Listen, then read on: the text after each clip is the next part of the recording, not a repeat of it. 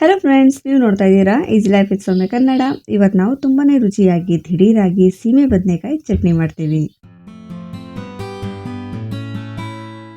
ಹಾಗಾದ್ರೆ ಬನ್ನಿ video start ಮಾಡೋಣ. ಮೊದಲಿಗೆ ನಾನಿಲ್ಲಿ ಒಂದು ಸೀಮೆ ಬದನೆಕಾಯಿ ತೊಗೊಂಡಿದ್ದೀನಿ. ಮೀಡಿಯಂ ಸೈಜಲ್ಲಿದೆ, ತುಂಬ ದೊಡ್ಡದಾಗಿಲ್ಲ, ತುಂಬ ಚಿಕ್ಕದಾಗಿಲ್ಲ. ಇವಾಗ ಇದನ್ನ ಈ ಥರ ಕಟ್ ಮಾಡ್ಕೊಳ್ಳೋಣ. ಈ ಥರ ಕಟ್ ಮಾಡಿದ್ಮೇಲೆ ಈ ಥರ ರಬ್ ಮಾಡ್ಕೊಳ್ಳೋಣ. ಸೌತೆಕಾಯಿಗೆಲ್ಲ ರಬ್ ಮಾಡ್ತೀವಲ್ಲ ಆ ಥರ ನೀವು ಬೇಕಾದ್ರೆ ಸೈಡಲ್ಲಿ ಕಟ್ ಮಾಡ್ಕೊಂಡು ಬೇಕಾದ್ರೆ ಮಾಡ್ಬೋದು. ಈ ಥರ ಮಾಡಿದಾಗ ವೈಟ್ ಲೋಳೆ ಥರ ಬಂದ್ಬಿಡುತ್ತೆ. ಆಗ ಕಹಿ ಏನಾದಿದ್ರೆ ಅದು ಬಂದ್ಬಿಡುತ್ತೆ. ಇದರಲ್ಲಿ ಜಾಸ್ತಿ ಬಂದಿಲ್ಲ. ಒಂದೊಂದು ಸೀಮೆ ಬದನೆಕಾಯಲ್ಲಿ ತುಂಬ ಅಂಟೆಂಟ್ ಥರ ಬರುತ್ತೆ. ಈಗ ಇದನ್ನು ಚೆನ್ನಾಗಿ ತೊಳೆದ್ಬಿಟ್ಟು ಸಿಪ್ಪೆ ಎಲ್ಲ ತಕ್ಕೊಳ್ಳೋಣ. ಸಿಪ್ಪೆ ಎಲ್ಲ ತೆಗೆದ್ಮೇಲೆ ಇದನ್ನ ಚಿಕ್ಕದಾಗಿ ಕಟ್ ಮಾಡ್ಕೋಬೇಕು. ಮತ್ತು ಮಧ್ಯೆ ಬೀಜ ಇರುತ್ತಲ್ಲ ಅದನ್ನ ತಕ್ಕೊಬಿಡ್ಬೇಕು.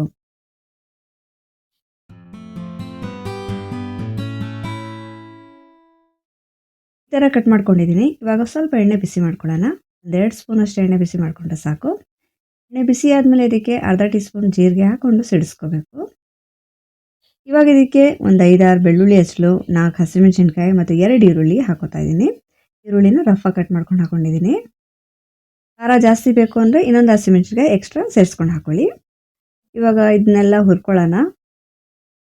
ಈರುಳ್ಳಿ ಕಲರ್ ಸ್ವಲ್ಪ ಚೇಂಜ್ ಆಗೋವರೆಗೂ ಹುರ್ಕೋಬೇಕು. ಫುಲ್ ಬ್ರೌನ್ ಆಗಬೇಕು ಅಂತೇನಿಲ್ಲ, ಲೈಟಾಗಿ ಪಿಂಕ್ ಕಲರ್ ಬಂದರೆ ಸಾಕು. ಲೈಟಾಗಿ ಕಲರ್ ಚೇಂಜ್ ಆಗಿದೆ.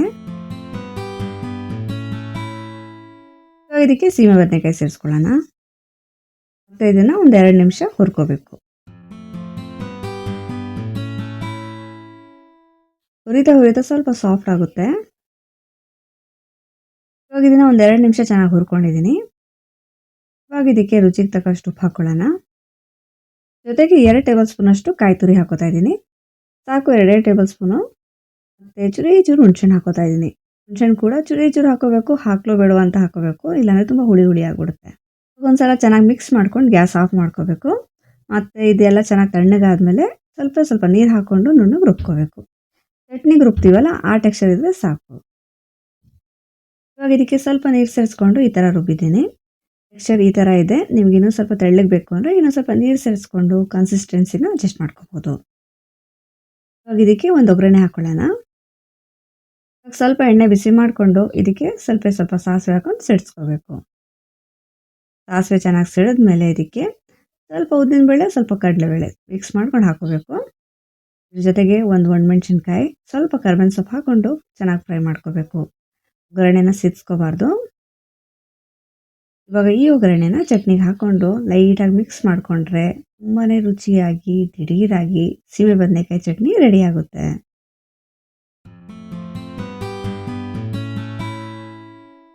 ಇವತ್ತಿನ ವಿಡಿಯೋ ನಿಮ್ಗೆ ಇಷ್ಟ ಆದರೆ ಪ್ಲೀಸ್ ನನ್ನ ಚಾನಲ್ನ ಸಬ್ಸ್ಕ್ರೈಬ್ ಮಾಡ್ಕೊಳ್ಳಿ. ವಿಡಿಯೋನ ಲೈಕ್ ಮಾಡಿ. Thank you for watching.